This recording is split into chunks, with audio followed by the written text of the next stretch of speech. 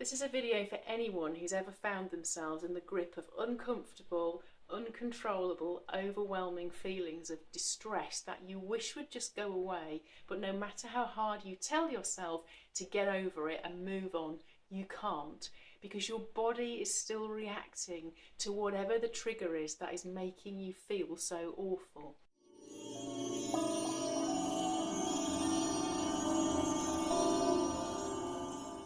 I'm going to take you through this process using two very real examples to me.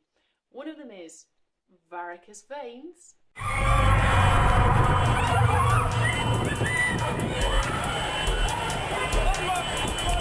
And the other one is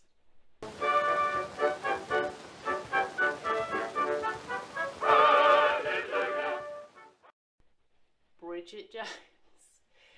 Here's how the process works. But before I begin, let me say, if you are under any kind of medical supervision or undergoing treatment for overwhelming emotion that you know is likely to explode in your system, or if you know you are currently wrestling with very difficult, very overwhelming emotion that you're just trying to contain, please use your wisdom in whether or not this is the right thing for you to try.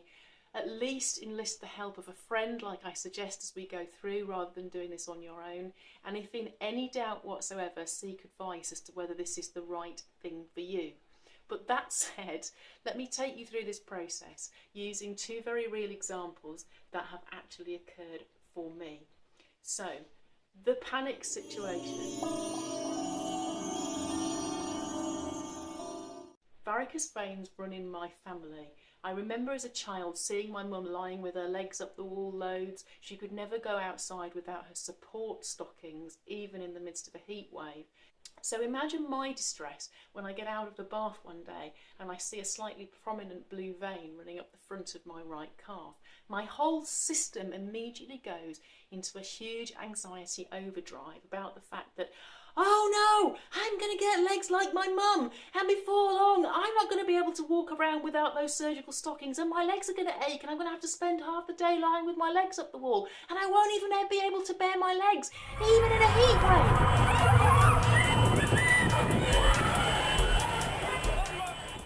I could tell myself just to stop being so silly, but it doesn't work. I know this from experience. So there has to be another way of trying to deal with his emotions so that they don't just run crazily out of control. What this process depends on is me having done a little bit of forward planning, which is where Bridget Jones comes in.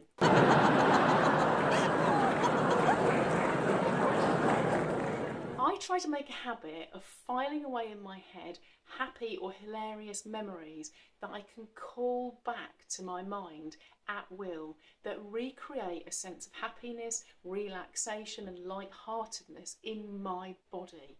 So take, for example, me going to the cinema with my friend to watch Bridget Jones's Baby, and the pair of us falling off our seats laughing at the scene where the two men in Bridget's life are trying to physically carry her through the London streets in labour to the maternity hospital.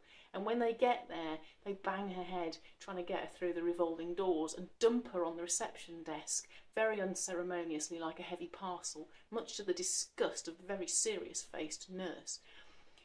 This is a very funny memory for me, and if I go back to it and actually recall it like replaying a film in my head, I can still hear the sound of my friend's laughter, I can hear my laughter, and I begin to get a sense in my body as I relive what we were watching, what was happening, the sights, sounds and smells in the cinema of that whole experience, and my body will begin to react to that. So I feel relaxation in my chest, I get my shoulders softening, I can feel myself going into a smile, my eyes soften, my breathing relaxes and gets deeper, my heart rate will slow a bit, and I generally get the physical feeling of well-being in my body. If I practice that repeatedly, going into that happy memory and bringing it to the surface of my mind and actually going into the physical felt sense of happiness, that starts to become a familiar felt reality for my body. And that starts to be a place that I can go back to when I want to.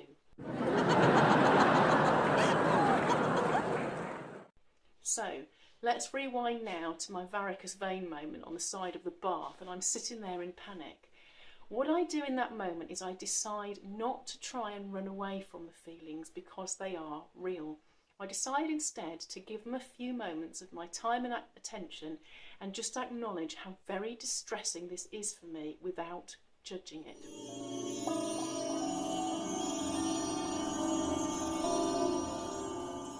So I simply take a few breaths, I may close my eyes, and I just begin to notice what is happening in my body. I notice my chest closing up, my breathing getting shallow. I notice the tension in my face, the way my shoulders start to hunch. My whole body feels like it's curling up like this, with the horror of the idea of me getting these terrible veins on my legs. And I allow it some space. As that starts to become totally overwhelming, I make the decision to switch out of the distress into my pre-recorded, pre-prepared happy memory. So I flip back to Bridget Jones.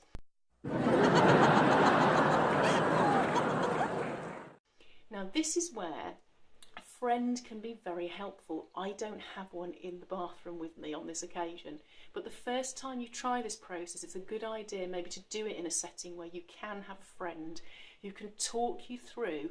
Tell me about the time you were at the cinema. Tell me about that scene again. What happened with the revolving door?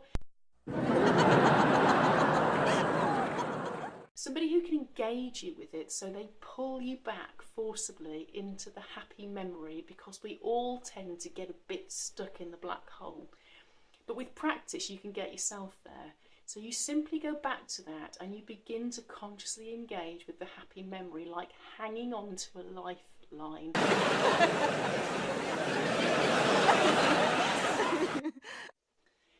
As my system begins to respond to that, I will notice the first faint tremors of relaxation. My shoulders may just begin to relax fractionally. I may get a slight sense of my distress just coming down a notch or two.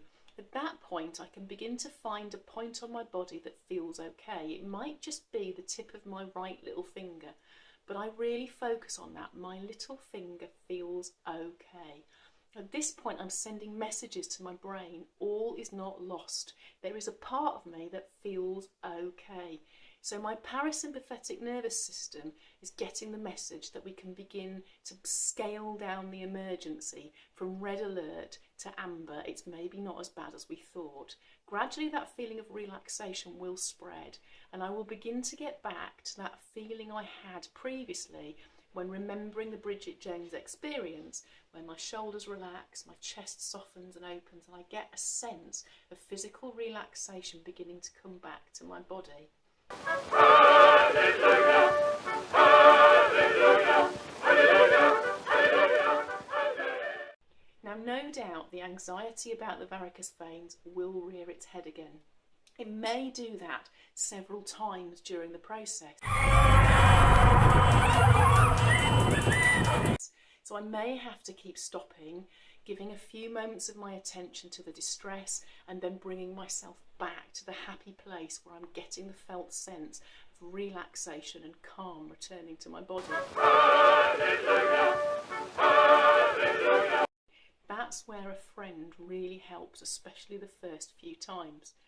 But what this process gradually begins to teach our body is that these difficult emotions are not something we need to be horribly terrified of. Yes, they are there, we all have them. And they rely a lot actually on our physical body going into a huge distress response, which is like a cycle that runs repeatedly. Things are pretty bad down here in the body, says the body, sending the message back to the brain. Send more panic response. What this process teaches us is that we can begin to reverse that process. We can actually begin to teach the body to tell the brain that it's not as bad as we might think. Please send soothing response and help me to calm down. And as we learn to do that, the sting goes out of these difficult emotions. We can give them a bit of house room. We can acknowledge them rather than deny them. They don't need to be the scary gremlins in the cupboard that we're so frightened of. We can allow them to have a bit of time and a bit of our attention, but we're not going to let them run the show. And we begin to get confident that even when they do rear their head, we know a way of returning ourselves eventually to a place of calm and being in control, where we recognise there is much more to me than these difficult feelings. And that starts to feel a lot more safe as a way of doing life.